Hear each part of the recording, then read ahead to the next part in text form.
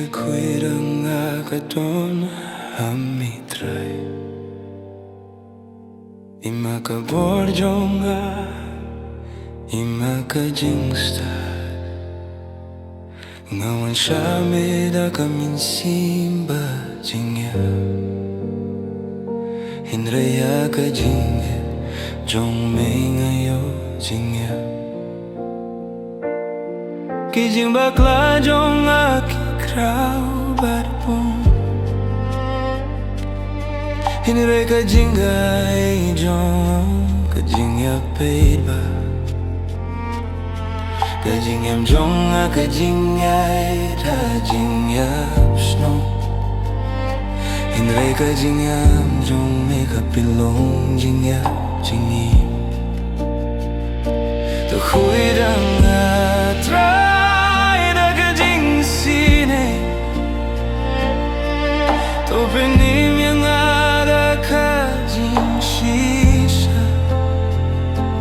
Kajingap jonga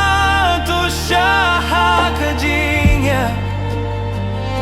hinre kajingim jong mi to im haponga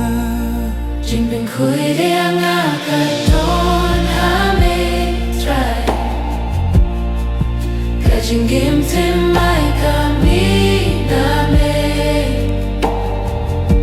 na plan a pai na jingin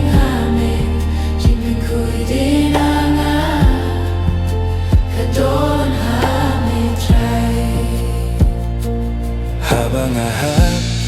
hajingap snom jong kapo haba kamin sim kahihinre kajingap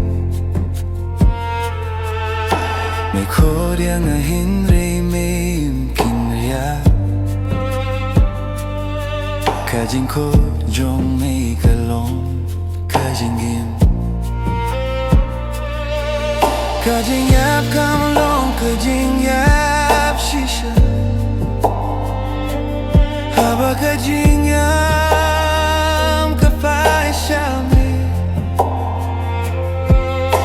kajingisune kakirai pedba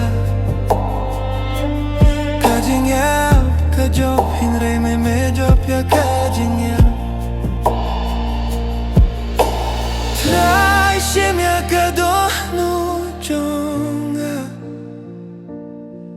ping khui ya kada ka jingi jong me to pilong yang ka jingi o jingyap timai banga jingye taka jing shai jong me jingbin khui riang a ka don ha me try kajing yo